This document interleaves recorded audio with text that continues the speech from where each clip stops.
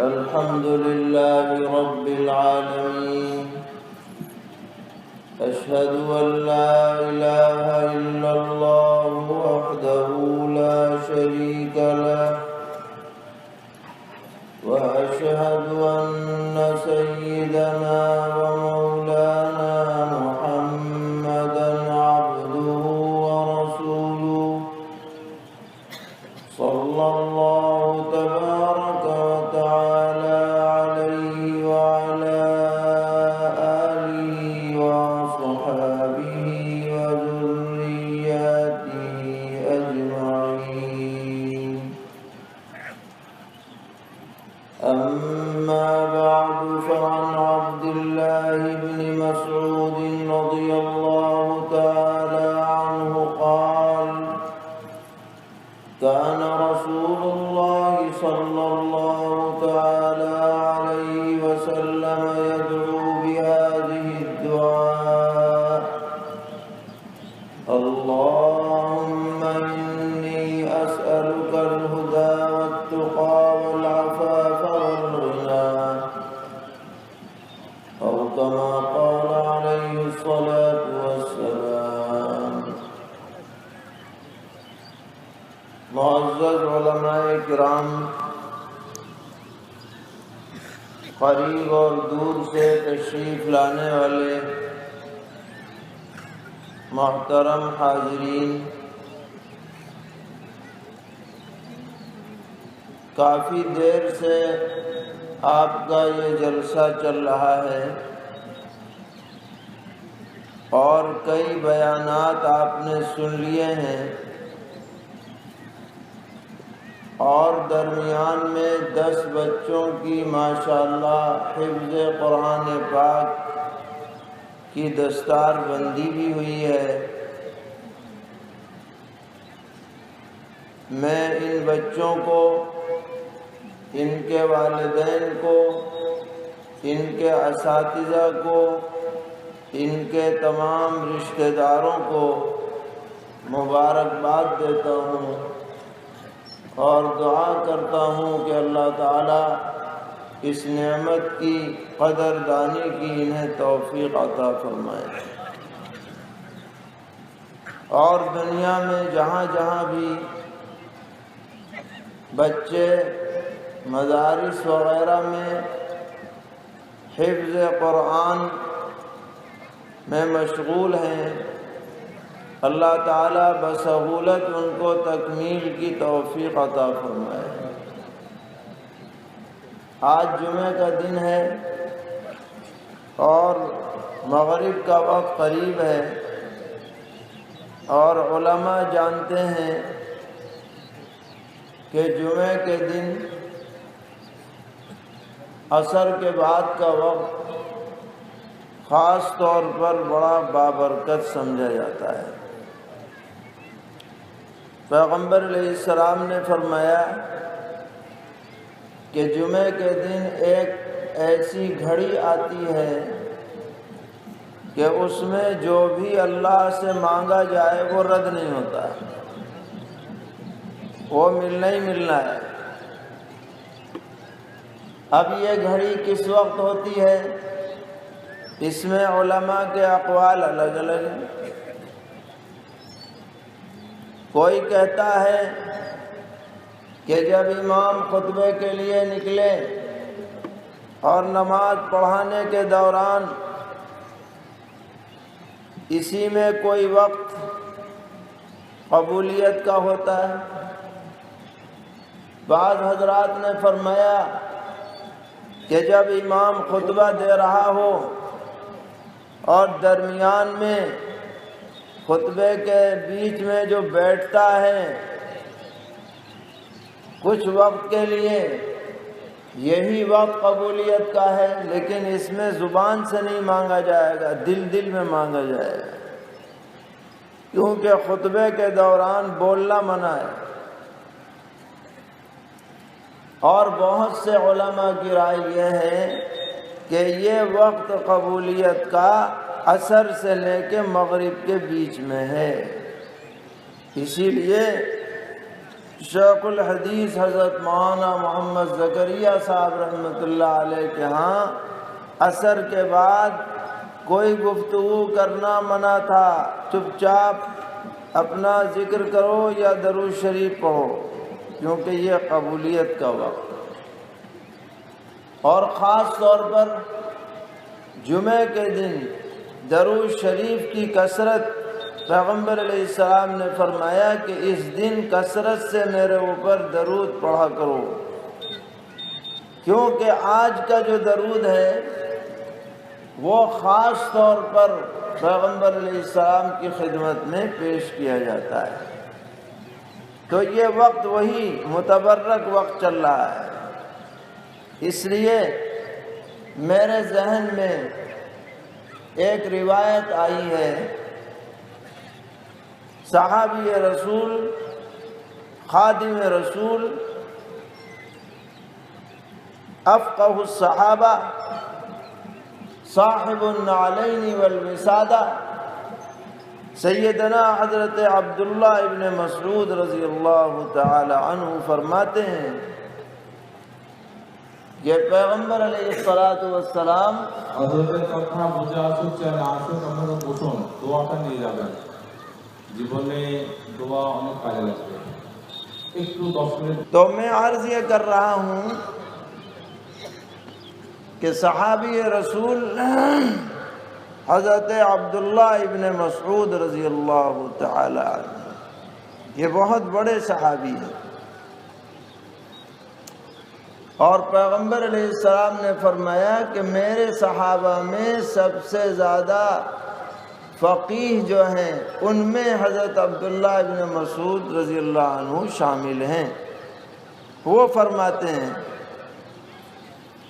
کہ نبی اکرم صلی اللہ تعالی علیہ وسلم ان الفاظ میں دعا کیا کرتے تھے۔ ظاہر ہے کہ ہم جو دعا کریں گے اس میں وہ بات نہیں ہو سکتی جو پیغمبر علیہ السلام کی مبارک زبان سے کلمات نکلیں، ان میں جو برکت ہے وہ ہماری باتوں میں نہیں ہو سکتی۔ اور پیارے آقا صلی اللہ تعالی علیہ وسلم نے امت کو دعائیں سکھلائی ہیں کہ ایسے دعا مانگا کرو۔ جامع ترین دعائیں آپ کو پسند تھیں تو فرماتے ہیں کہ آپ دعا مانگا کرتے تھے، اللہم انی اسألک الہدی والتقی والعفاف والغنی۔ 4 باتیں مانگتا ہوں میں اللہ سے۔ کتنی باتیں؟ 4۔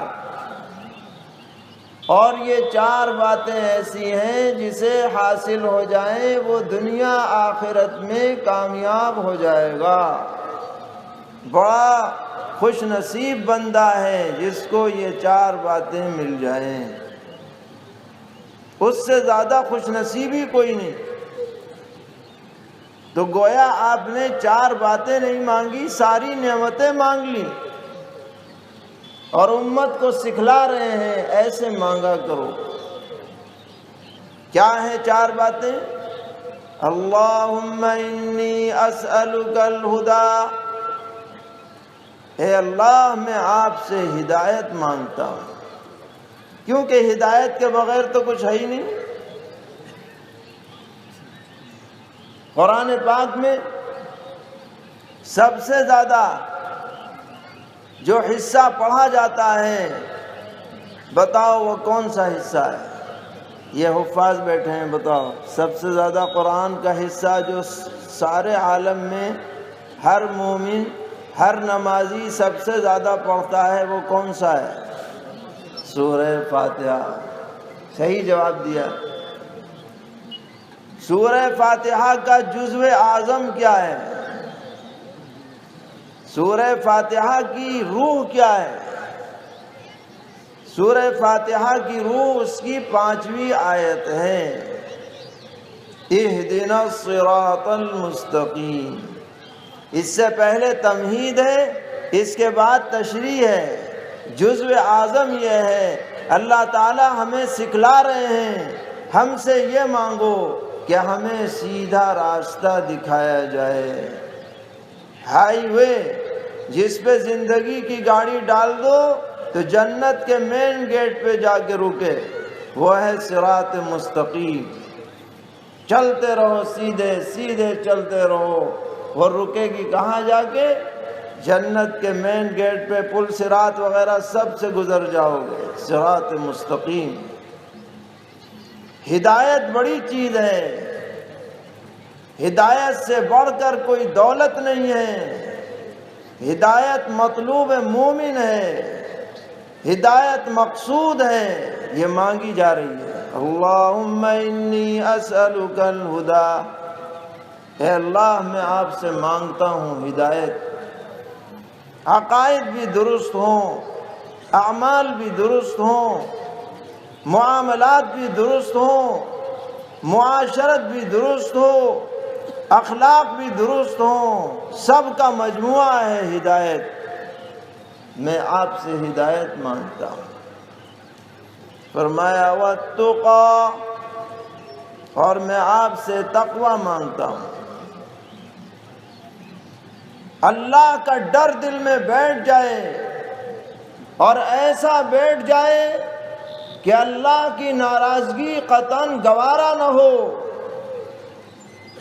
ہر معاملے میں اللہ کی خوشنودی کو آدمی مقصود بنا لے، اسی کا نام تقوی ہے۔ قدم سنبھال کے اٹھائے، نظر سوچ سمجھ کے اٹھائے، زبان سوچ سمجھ کے ہلائے، کان سے وہ باتیں سنے جس کا سننا جائز ہے، وہ باتیں نہ سنے جس کا سننا جائز نہیں ہے۔ یہ ساری چیزیں تقوی میں داخل ہیں۔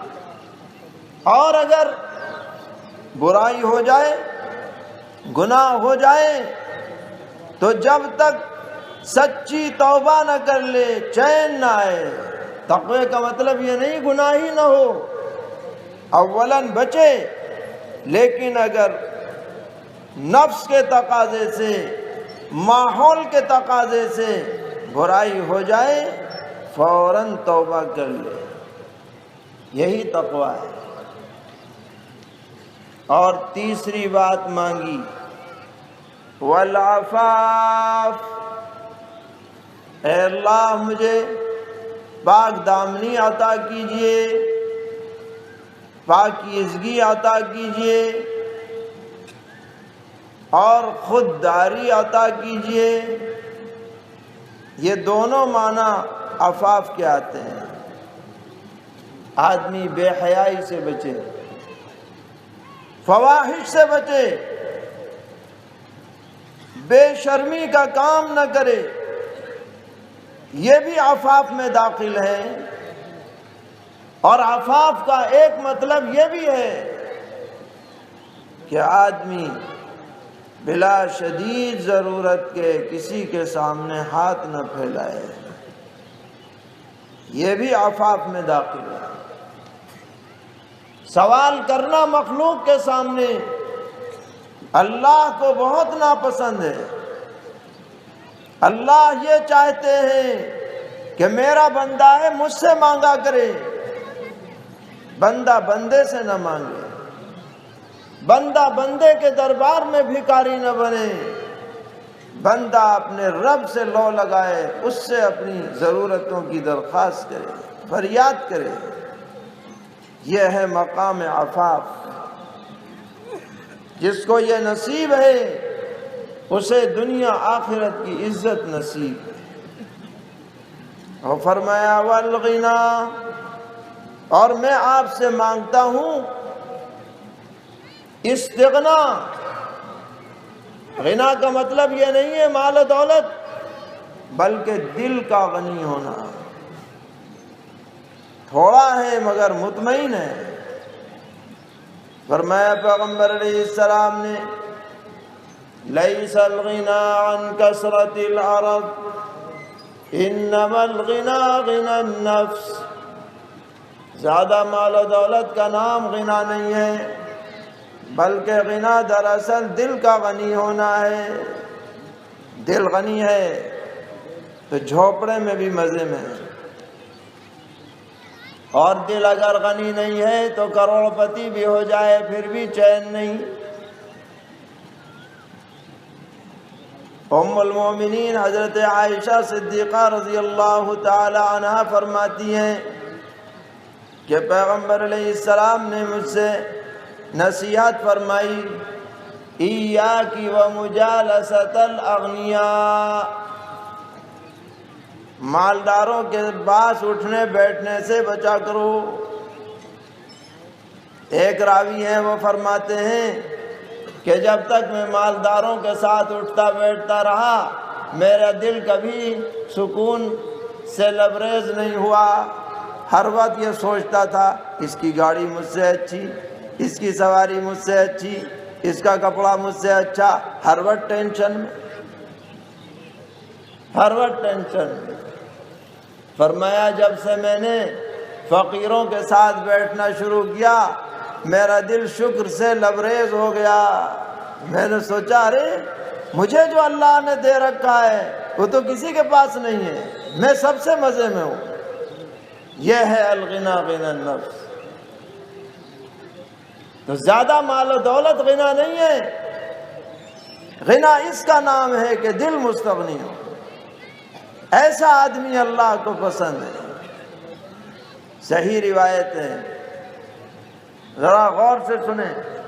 صحیح روایت، 3 آدمی تھے، ایک کوڑھی تھا، ایک گنجا تھا، ایک اندھا تھا. کوڑھی جانتے ہو؟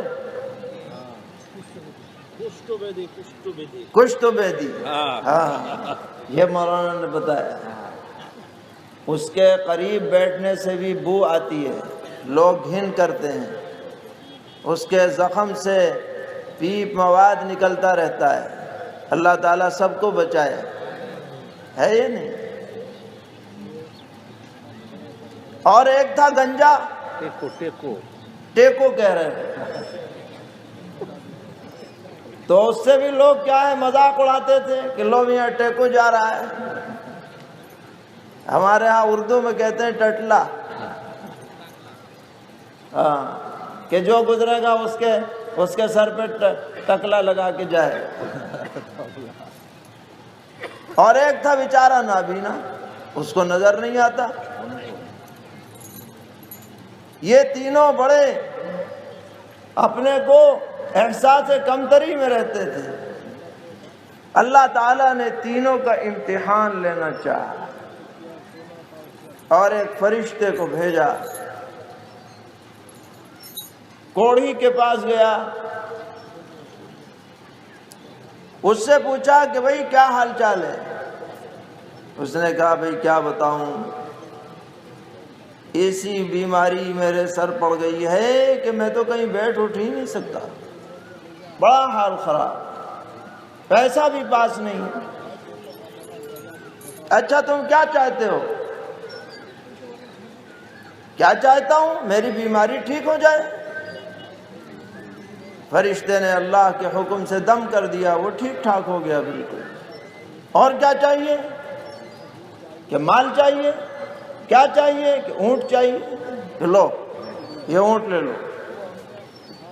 اونٹ اونٹنی دے دی، خوش ہو گیا.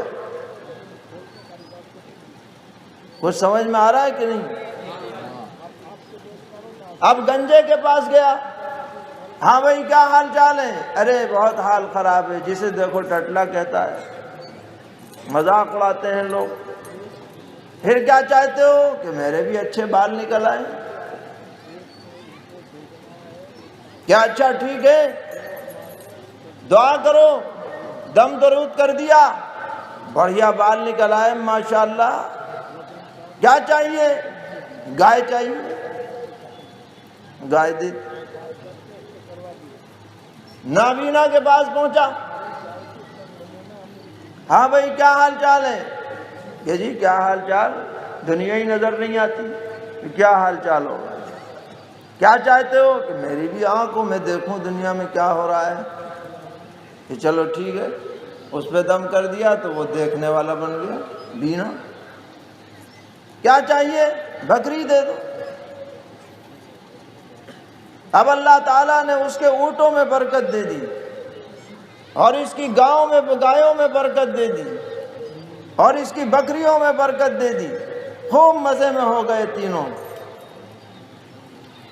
اب پھر اللہ تعالیٰ نے فرشتے کو بھیجا اس حالت میں کہ وہ ایک مسافر کی شکل میں تھا۔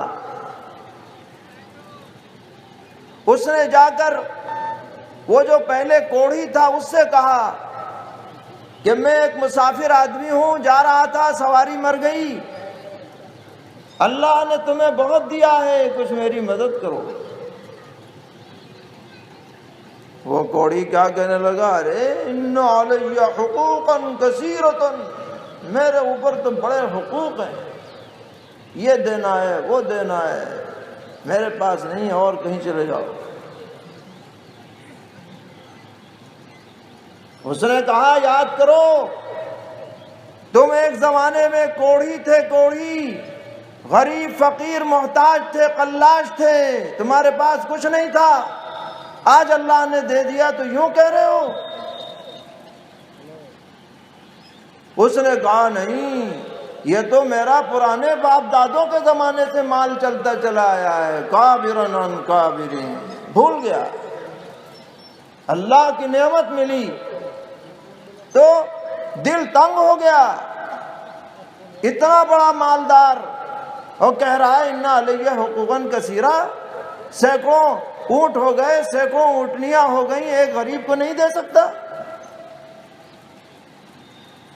فرشتے نے کہا اگر تو جھوٹ بول رہا ہے تو ویسا ہی ہو جائے جیسا پہلے تھا۔ بس وہ ویسا ہی ہو گیا، سب مال و دولت رفتہ رفتہ نمٹ گیا، پھر کوڑھی ہو گیا، جہاں سے چلا تھا وہیں آ گیا۔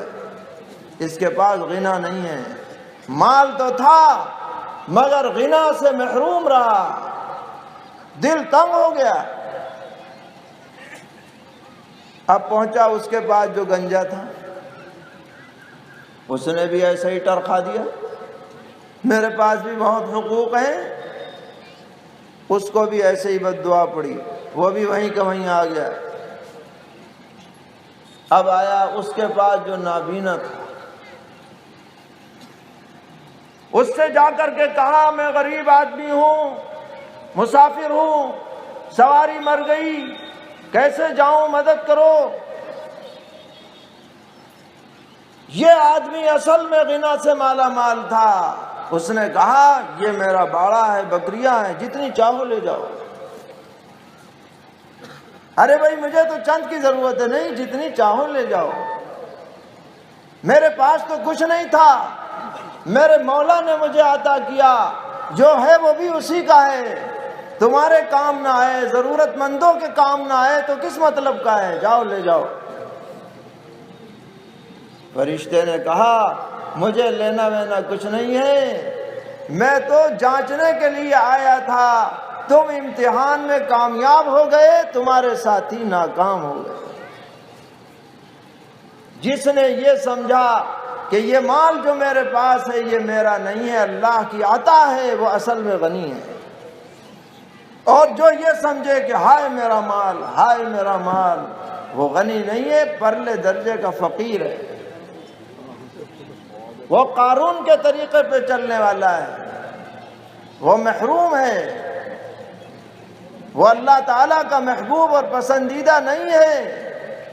اس لیے یہ غنا دل میں آنی چاہیے، غنا دل میں آئے گی تو ہر جگہ خرچ کرنے کی توفیق اللہ تعالیٰ عطا کرے گی، اپنے گھر والوں پر، اپنے رشتہ داروں پر، مساجد میں، مدارس میں، مکاتب میں، اس میں آدمی خرچ کرے گا، خوش دلی سے خرچ کرے گا۔ تو یہ دعا یاد رکھنی ہے بھائی، اللہم انی اسألک الہدی والتقی والعفاف والغنی۔ اے اللہ میں آج سے، اے اللہ میں آپ سے ہدایت چاہتا ہوں، تقوی چاہتا ہوں، اور پاکیزگی، پاک دامنی، باوقاری، خودداری چاہتا ہوں، اور میں آپ سے غنا چاہتا ہوں۔ انشاءاللہ آپ سمجھ کر یہ دعا مانگا کریں گے تو اس دعا کی برکت سے آپ فیضیاب ہوں گے انشاءاللہ۔ سب وعدہ کریں انشاءاللہ۔